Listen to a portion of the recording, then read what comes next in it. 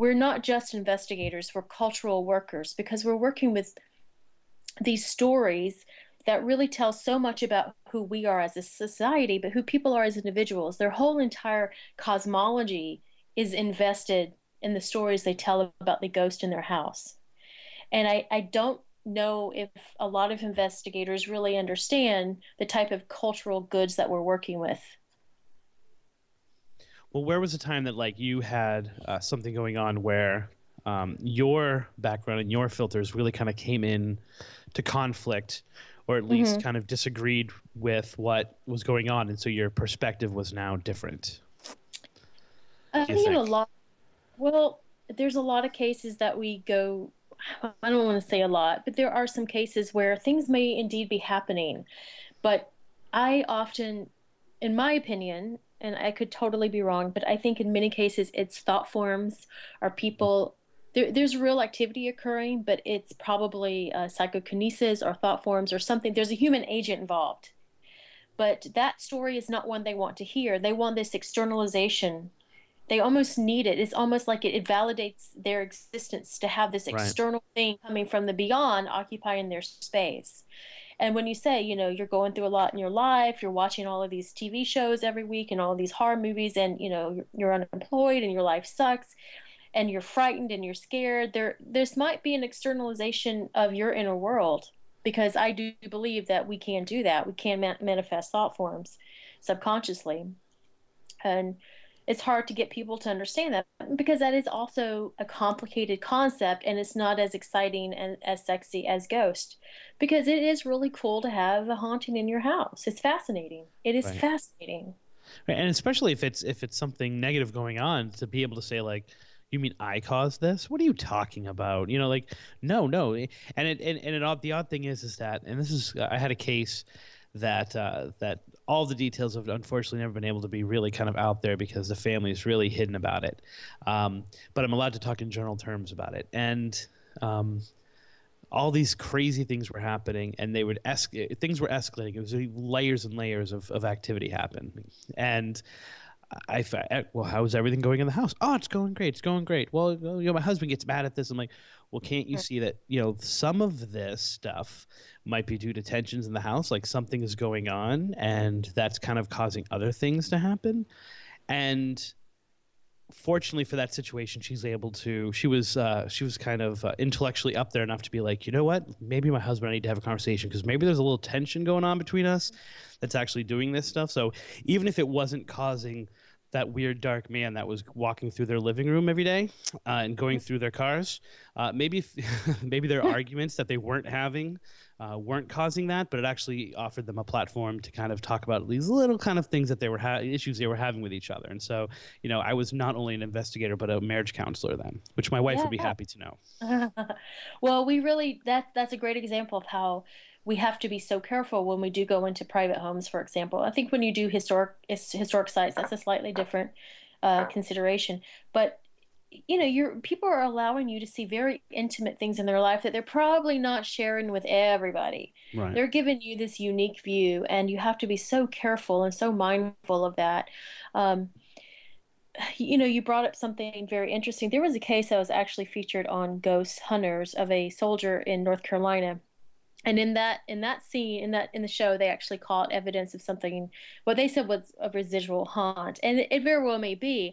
But we followed up, we went to that case, and what we found out was so intriguing. It was a young soldier in the special forces, and he often had to go away to the theater in Afghanistan and Iraq, and his wife would stay home, and she didn't know a lot of people there. She had young children, and when he was away, things would fly out of the kitchen in the middle of the night. Right. I mean, just fly. And she said one time they were standing in the kitchen together and having an argument, and her wedding ring was sitting on the coffee pot. And during the argument, which was a kind of a small argument over a small issue, a long-standing issue in their marriage, the wedding ring flew off the coffee pot. And when she told me that, it kind of triggered something in me. And we actually did some experiments with this person in the home, and we finally realized that she was a PK agent. She was under so much stress Right. that this was actually causing pretty interesting poltergeist activity. But we also do believe that she can also be like an amplifier for any residual activity that is in the home. And that some parapsychologists, I think Lord Auerbach has said this, that there are people who are amplifiers for place memory. Um, and we all have heard of homes that can stay dormant for years until a certain family moves in and then it just kicks up. And this is where the parapsychological perspective is very useful, that there's real activity happening in this home that may be related to residual or even a haunting or a ghost or a spirit, but that certain living people can actually be amplifiers for something. And I want to get into the parapsychologist aspect of thing, the parapsychological perspective on ghosts and how it might connect. But this is very interesting. I just want to touch on because I think it's kind of similar. In that same case, the two younger kids, the two kids, I should say, they weren't young at all; they were teenagers, were homeschooled. And their social circle consisted pretty much of their mom. And it consisted of the mom and those members of their church. And so it was kind of this very, very tight community. And the daughter had just turned 14. She had just hit puberty. And that's kind of was the trigger of all this stuff happening, which is classic poltergeist type activity. Which, we began the show talking about what is a ghost, what is a poltergeist is something that's, probably an entirely different question. But even without the kind of developmental stuff, I kind of had to sit back, and say, okay, I'm going to be very delicate here with her. But, okay, you're having this situation where your kids are pretty much contained, not necessarily to the house, but to your world. And now you're having things that are kind of cracking that and cracking your kind of hold on the as the power within the house. Do you think maybe you need to just take a step back from the kids a little bit, And once again, that hard kind of conversation to have, but it was the same thing. It ended up that, I think part of what was going on there was that these two teenagers were pretty much amping up a lot of juice, and it was coming down on her once again as the receptor. Well, it's so good that you could have those conversations with people because there are many, many groups, unfortunately, and I don't want to be a downer, but they would go in and have very different type of conversations with the clients in that situation that would be far less intellectually and emotionally astute as the one you may have had. So, yeah, I mean, it's good to know that people can consider how we impact the things that are happening in our own environment. Well, the funny thing is that, so just so you know, unlike Spooky Southcoast, which has to kind of be non-offensive because it reaches a much larger audience, this show, we're pretty much not afraid to call people out on things or to speak very frank, or to, say things that are, basically call bullshit or say things that are true.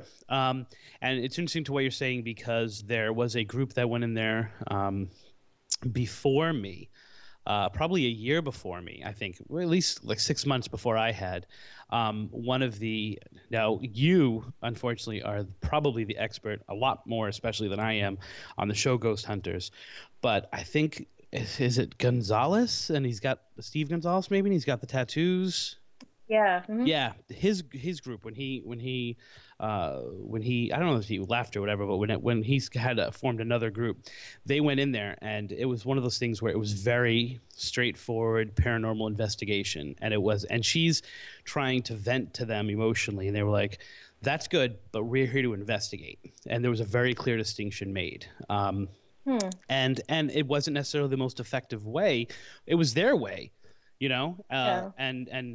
And unfortunately, during that investigation, they were very stuck in their process. And I know that you're also a process person, but I get the feeling you're much more fluid as well. Just telling from the way you kind of communicate to the world that you're not. No, I'm investigating this room right now. If something's going on somewhere else, we'll get to that. No, that's not me. Right, and that investigation was like that, which was very frustrating for her. So it's funny because I've never met this woman. We've talked on the phone for probably at least 100 hours with each other. I've never been in the house. I've never seen the house. I've never even seen a picture of the house because she's so kind of tight with things. But I know everything there is to know about this woman, and she is not of my economic class. I'm a man. She's a woman. I am definitely not of her religion, and yet once again, like you're saying, when it comes to just kind of being able to talk, it's probably the most useful skill that we can have as investigators or researchers. So, Well, I think you're like me. You understand the power of the story and how the story holds so much information. And a lot of investigators don't want the story, they want the experience. well, and I think that if you are I think if you're a story person like me, and I'm more story than you probably, because I consider myself a folklorist Hmm. first. Um, to create story out of paranormal experiences sometimes begs the question of whether I'm exaggerating or whether I'm ignoring things. And I think that a lot of investigators want to feel that their methods and their communication with the public on those methods and they experience, if they do communicate, needs to be as straightforward as possible so they're believable. Hmm. I don't care if people believe me. You know, I don't care if I don't care if other researchers necessarily believe me, but I think that when you're dealing with something that's, basically trying to, capture mist, you feel that you need to hold on to anything that's solid. And if you're relying on, which is once again going back to your question about crisis apparitions, if the only evidence you have is that if someone is telling you that something happened to them, that doesn't necessarily that doesn't make for good investigation and proof. And some Hmm. people need that Hmm. proof. Yeah, that's a really good distinction, particularly since ghost hunters emerged. There's been this proof-oriented process where, if you can't explain something naturally and you still left with something like amazing, then it must be paranormal. Right. And that's great because you do have to exercise debunking and critical thinking. I mean, ideally, you have to do that to eliminate other causes, and that's an important part of doing this. But when you brought up that story about Steve Gonzalez and in his group before he was with TAPS, that is what a lot of people call the TAPS method. And I'm not trying to in any way say anything negative about the TAPS method. I mean, I'm sort of in the TAPS family, but that's the TAPS method that so many people go out and emulate, and that's all they do. And that's just one small corner of this vast body of paranormal investigation that's Right. been going on for, since really formally since the 1800s, mid to late 1800s. Um, that's something that frustrates me, that people claim to be doing science and they claim to be so serious about this stuff, and they've never read about the history of parapsychology, or the long history of people exploring this phenomenon. They don't know anything about it. All they know is, from 2002 or 4, or when these shows started, and that's all they know, and that really frustrates me. I mean, do you think that paranormal investigators or the world of the paranormal or paranormal culture can exist without knowledge of parapsychology? I mean, how much does an investigator need to know about things that are being done in a lab that might have more to do with telekinesis or more to do with uh, trying to astro project when they're trying to find out, what are those weird lights that keep appearing in the living room. Mhm. I mean, how much do they need to know of that? Well, it depends on what their objective is in investigating, and that's something I talk about in my second book. So you want to hunt ghost, you really need to figure out what you want to get from all of this if Hmm. you want to be a ghost hunter. And some people love to go out to historic sites and experience cool things and document that. And you've written about legend tripping, and it's really useful culturally. It's a very useful thing to do. I don't think there's anything wrong with it, as long as you remain ethical and smart about it, because it is a way of preserving folklore and history and local stories. And that's really cool that that has morphed out of this whole paranormal thing. But if you want to be a spiritually based investigator, then you need to have something to stand on when you go into people's home and you're using spiritual language. But if you want to be a scientific based investigator, you really need to know parapsychology, because that is the academic side of this, and people just don't know. They just don't know. They don't know the role.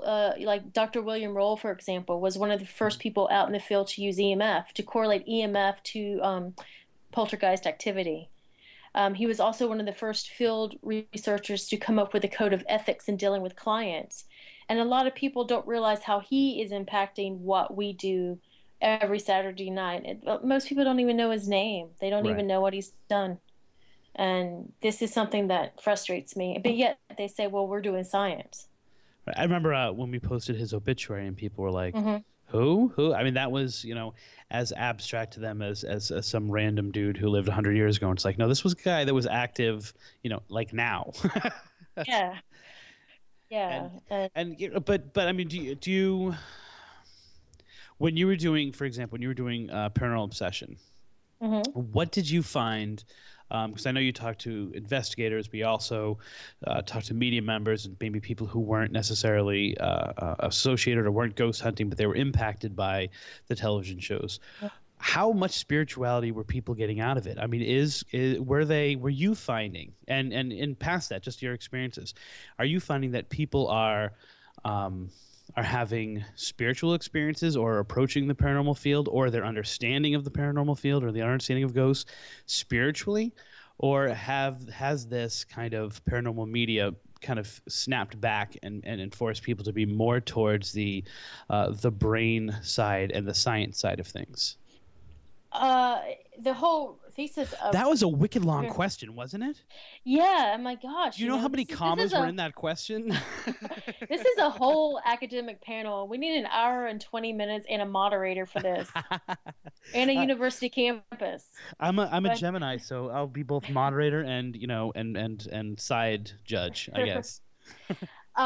the whole really my premise of paranormal obsession was that the reason we are responding to these TV shows and going out and becoming ghost hunters is because this is a reflection of a post 9/11 type of spiritual identity and a way of understanding ourselves in the world, which has become so uncertain since 9/11. Everything we thought we knew about our role in the world changed, and religious institutions are really, they're just not relevant anymore. And when I did this little survey back when I did research for that book, an online survey of paranormal investigators, and the majority identified as spiritual but not religious. Right. And they're really looking for a new language to talk about being in the world, to talk about cosmology. And because science is now interjected into this, it's very fascinating that we're using science to somehow prove these very metaphysical experiences, because you can't really measure a lot of this stuff. You just can't. You have to experience, and that's really like faith or like a belief in a higher power. You can't measure it. You just have to experience it for yourself. And so there's competing discourses going on here, but people don't really know that. But in religion, there's competing discourses anyway. And I know I'm using very big language here, but No, this people. is I call the show advanced citizenship. Oh Yeah. yes. If you can't follow along, this isn't just, I mean, like, so you wrote a book called Paranormal Obsession. It's about ghosts. Like, how did you get started in the field? Yes. Like, it's definitely Thank not you. that kind of show, so don't worry about And it. Use as thank many you big for words not as you can. We'll talk about thank you for not asking me anti-disestablishmentarianism afterwards. that. All right. This is my show. Yes. Uh, um, you totally derailed my thought there with that. Sorry, that's also the thing I try to do on the show.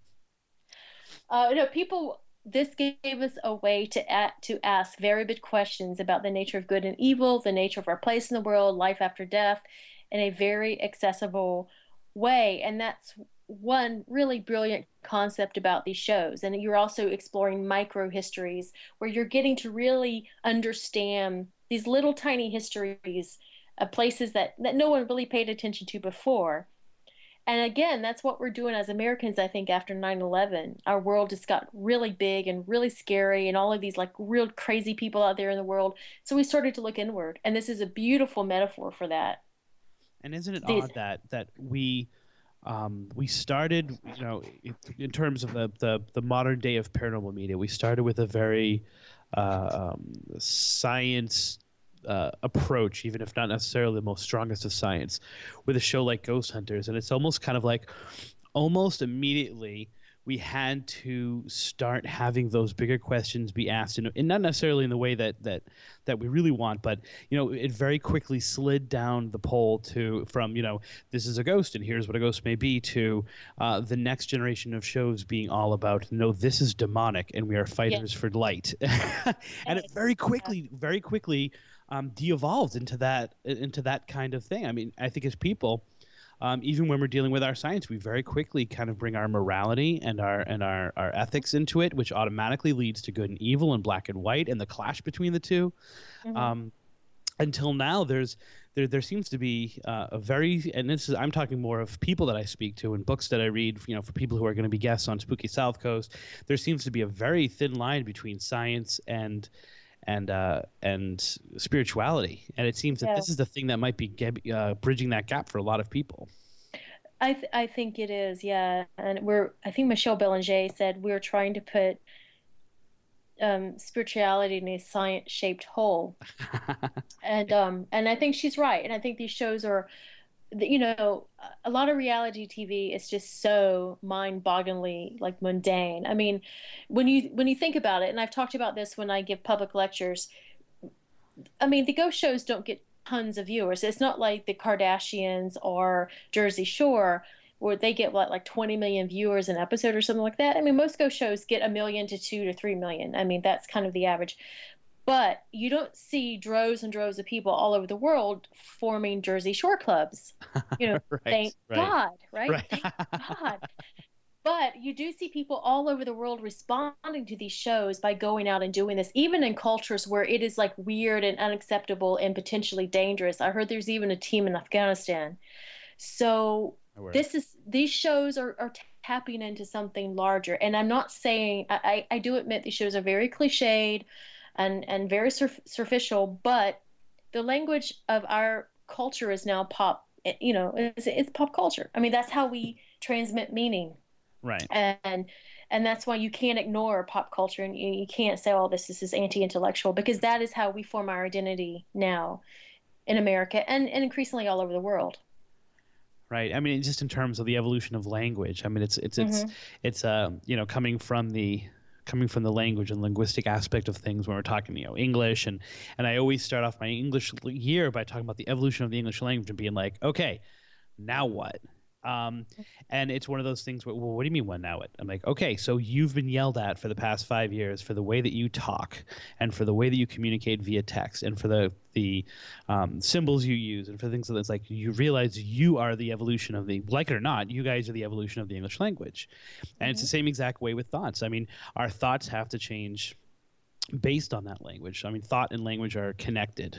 You can't separate the two, and our way of thinking, our way of receiving information, our way of transmitting information is dramatically different. If you don't believe me, if you're listening and you don't believe me, and you don't have kids, go turn Hmm.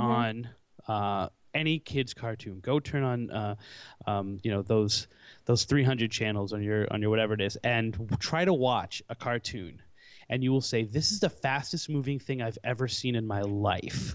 I know, right? It's so trippy. I'm like, you have to be on crystal meth to even like comprehend it. Like the first time I watched Phineas and Ferb, and my son was I think only 3 at the time. I went, I have no idea what's going on, but these people who made this are doing drugs.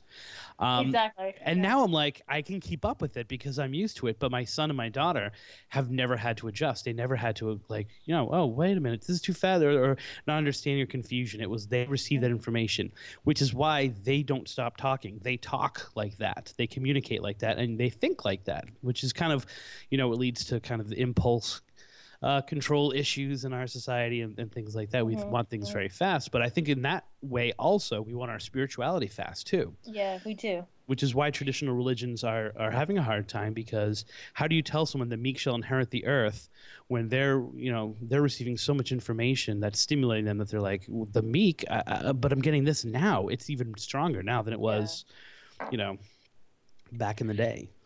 That's a good point. And I also think that traditional religious rhetoric has ignored the human condition, where it's just not kept up with um, who we are, Right.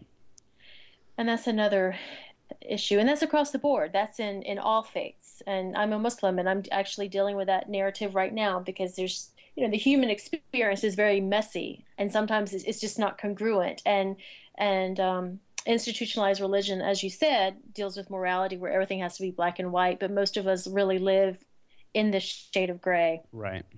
And that's one thing that paranormal investigation allows us to do. I mean, we are literally exploring, the dark. We're exploring the final frontier. And that's why it's so transformative for so many people. Right. And oftentimes, true faith and true belief, is a pit in your stomach kind of thing. Mm-hmm. It's a deep understanding that can't be defined by scriptures or by ceremony.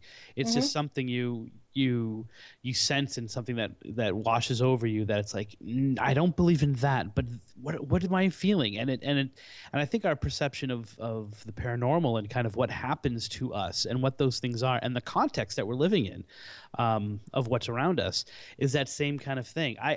I've gone anti-tech.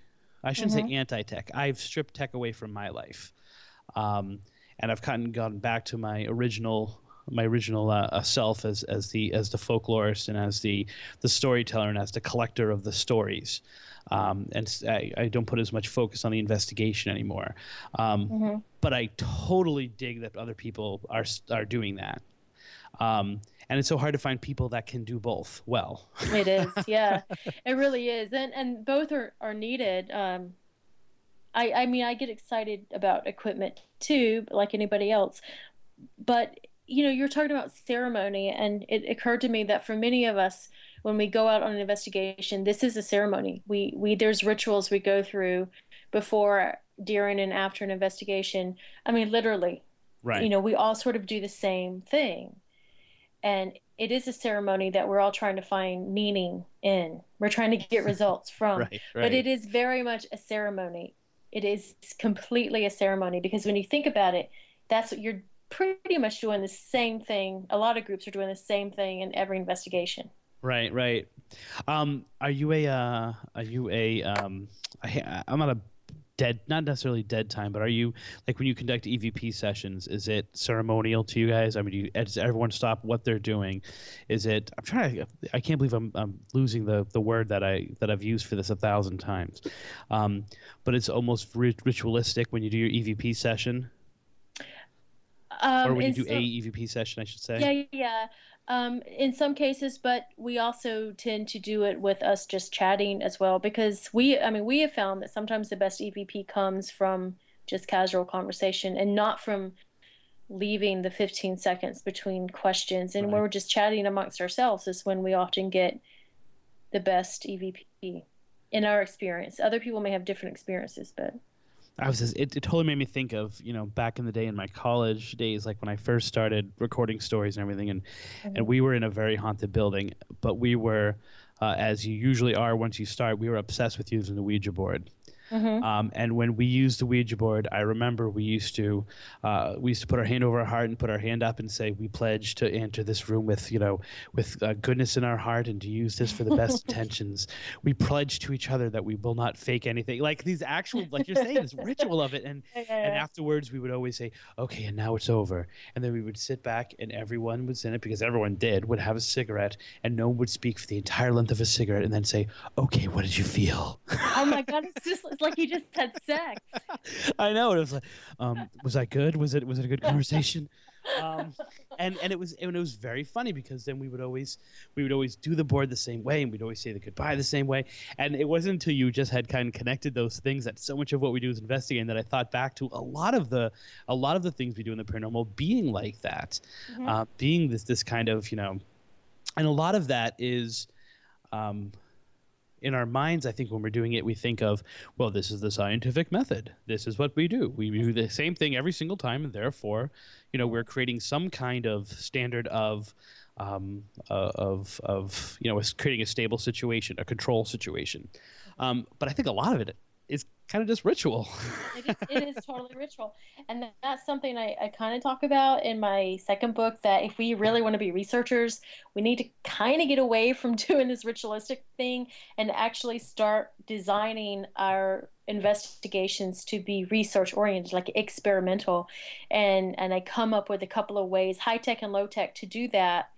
So we're not just going in and doing these same rituals anymore. We need to shake up our world a little bit if we really want to Right. figure out what's going on. And because there's only so many houses and so many historical locations that are going to be haunted, there's only so many EVP sessions you can do, and then you're going to get bored, and you're really going to want to start experiencing the location a little bit differently. And I provide some ways to do that.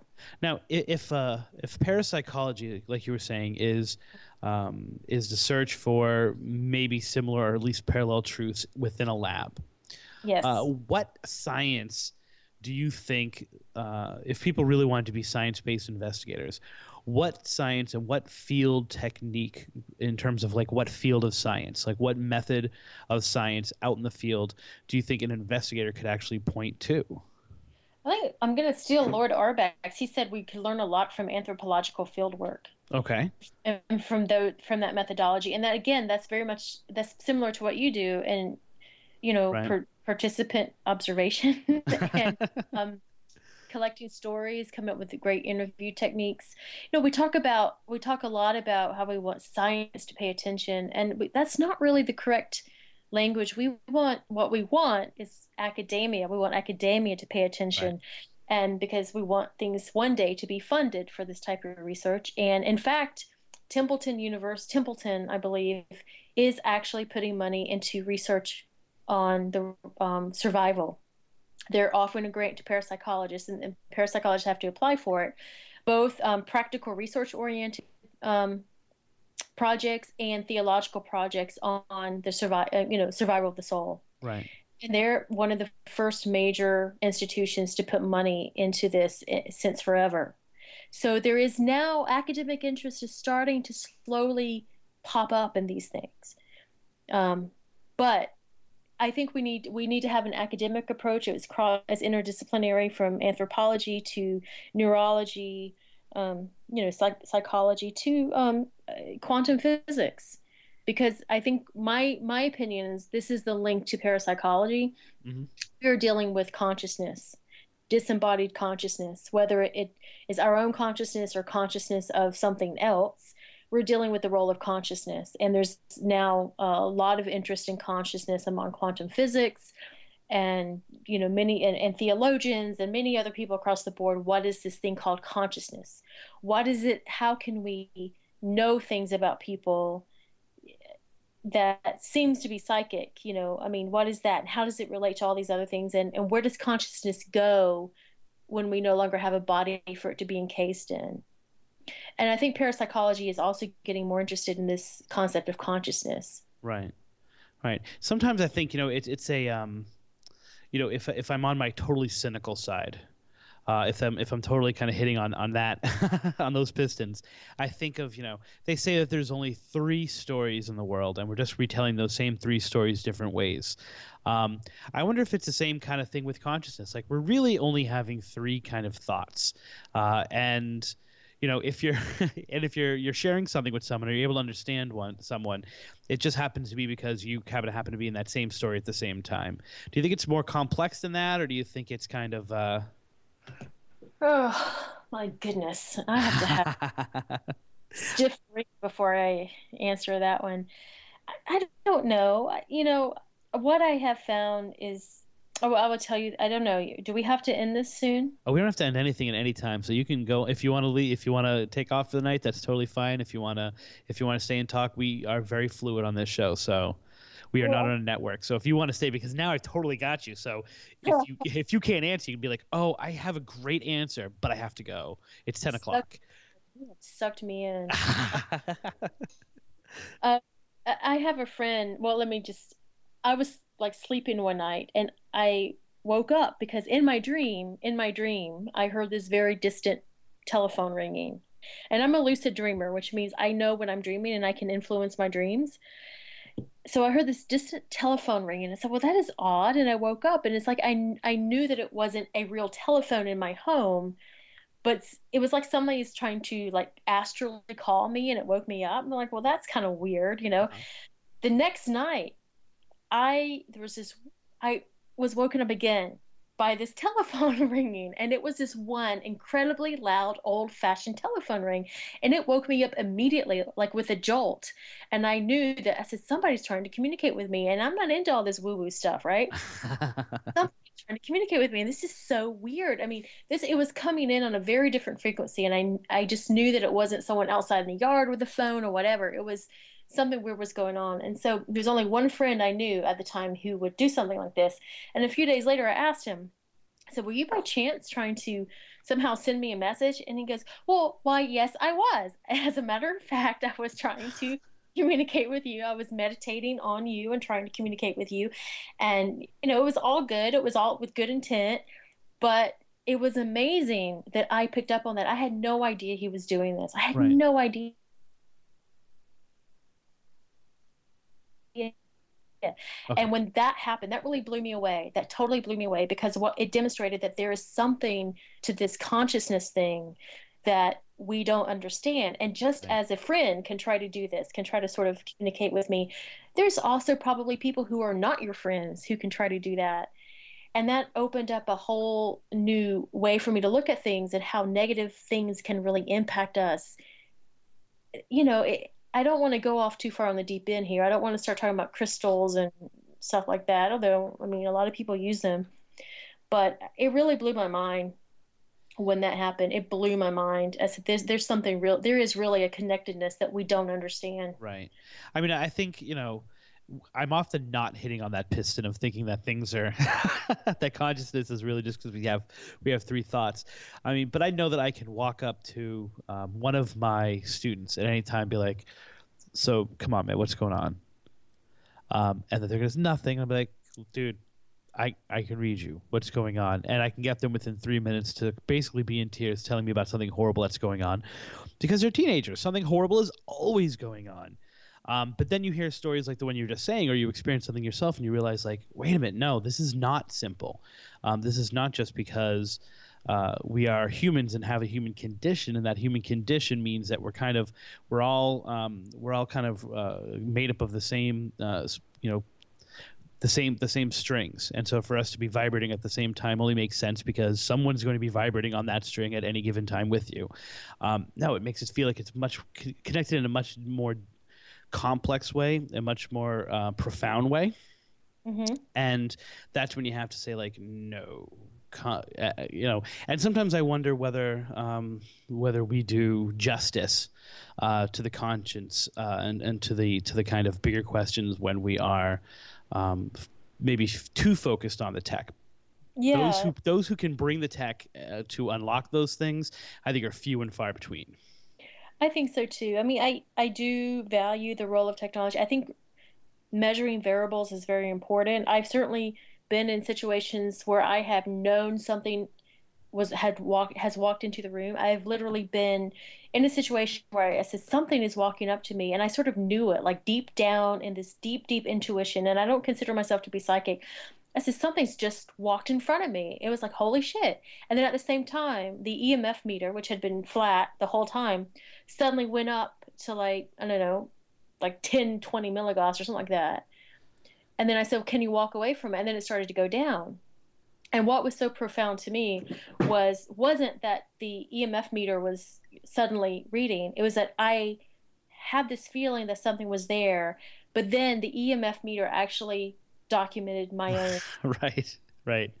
So I don't know really if there was some sort of spirit there, but it kind of that experience actually blew my mind because I felt it. I intuitively understood it to be there, and then this happened. And I don't know. I mean, something's going on. We don't know what it is, but something anomalous is occurring when these things happen. And how weird that it's something electronic and plastic that's validating your soul. Yeah. Yes. But it does. That's the whole point. It's not easy and clear cut as just, oh, well, no, if I believe it, I believe it. That did at that moment. Things that you felt were like, no, listen, there's something else that says you're feeling this too. And it's such a good feeling. Now, I literally went, yes. And I haven't done that investigation, but the fact that I could pick up on this and then this EMF thing could go off, it's like, this is okay. This is cool. This is cool. I can work with this.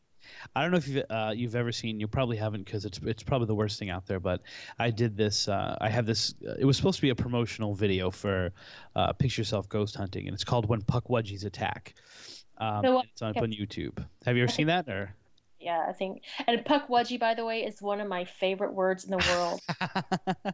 it's funny because I've been contacted by a lot of people in the month of January so far that are like want to bring back the Puckwudgie guy, and I'm like, yeah, can I just be me? Do I have to be the Puckwudgie guy? Because it's too close to of a description for me. So But in it, they there's a woman who is psychically attacked by something, and because we were the focus of our investigation was a place known for puckwudgies.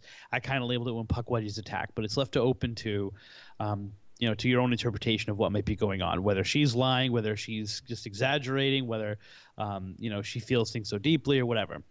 But the odd thing that I try to communicate in the comment section, but you can't really, is that right before that happened, I had that moment that you're talking about where I said, whoa, wait a minute, something dramatic just happened. Something changed. And then I looked up at her, knowing that she was kind of the psychic medium kind of thing.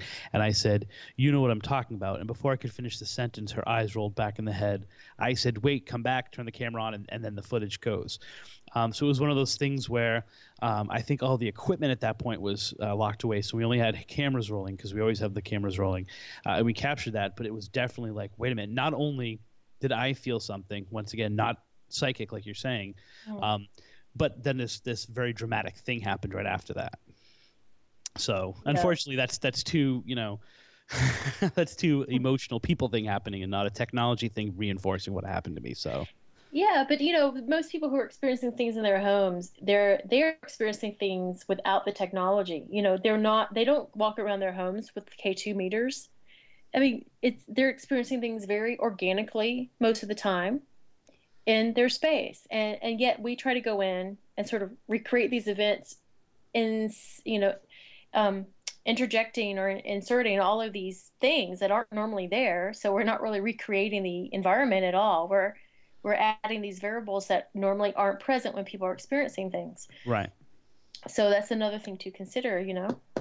And if the observer is impacting the experiments, it's almost impossible to recreate what they're experiencing because you're not in their environment. You're changing their environment just by your mere presence there. You, as an observer, have dramatically switched the control aspect of that environment. So, or that situation. So.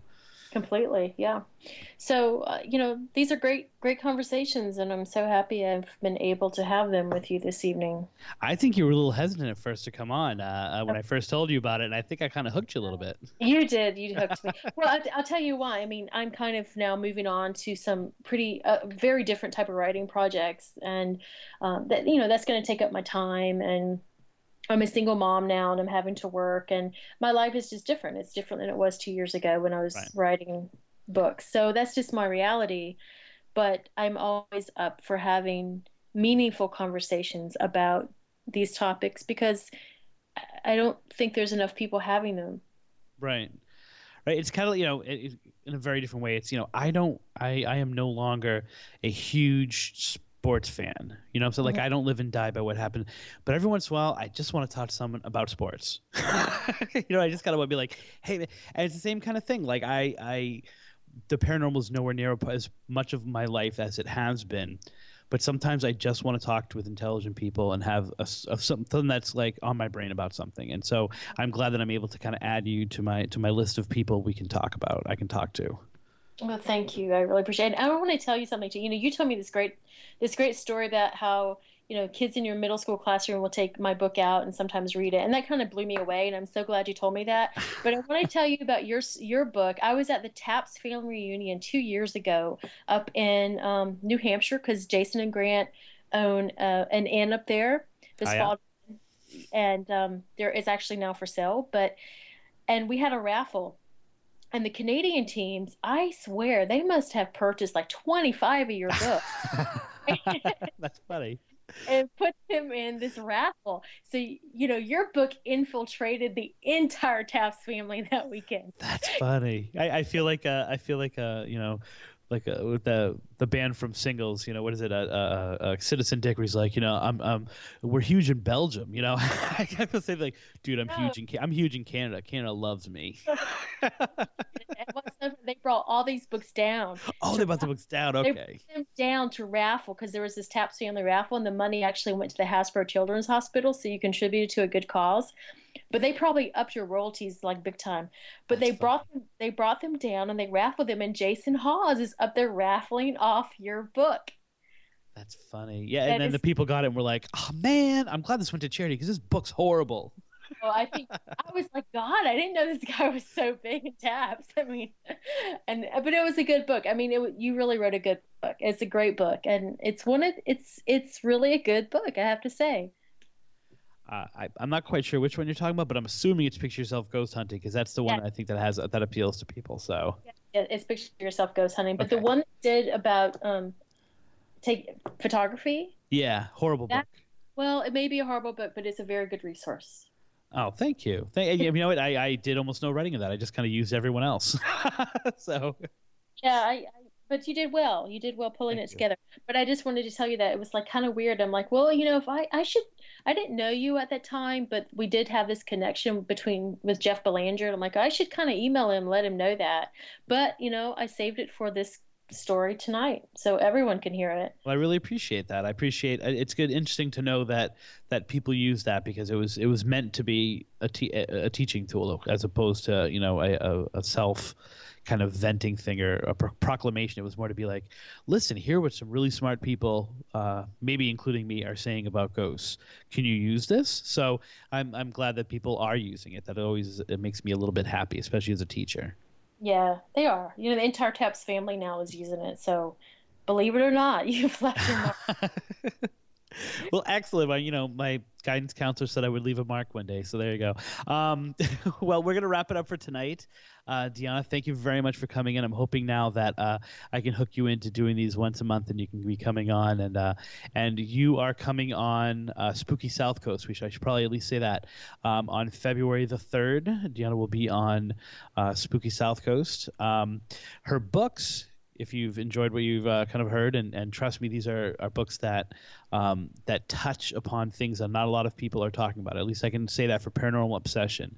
Paranormal Obsession, and so you want to hunt ghosts, which, based on the kind of writing that I've read of hers and the way that I see her kind of out there in the social media, I know that this is someone who I want their ideas on ghost hunting as well.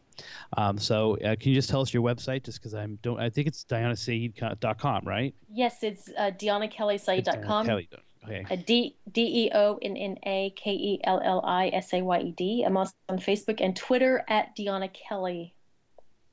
Excellent. Well, I'm looking forward to hearing you on Spooky South Coast, and you could totally tell Tim, like, wow, Chris was a lot better when we talked, because that'll get under his skin. But thank you very much for coming on, and I loved having you on, and, Oh, and thank you. I'm hoping that we can make it a regular thing. Well, we'll talk about that. I really enjoyed this evening as well. Now I Okay. have to go have a cigarette. I'm with you. I'm the same way. I'm like, I'm gonna edit that part out of the conversation, by the way. But I'm like, dude, what the heck? I need a cigarette, man. Okay, so, Deanna, I'm gonna hang up on you. Have a wonderful night, and thanks for being in the Crossroads. Oh, thank you. All Good right, bye bye.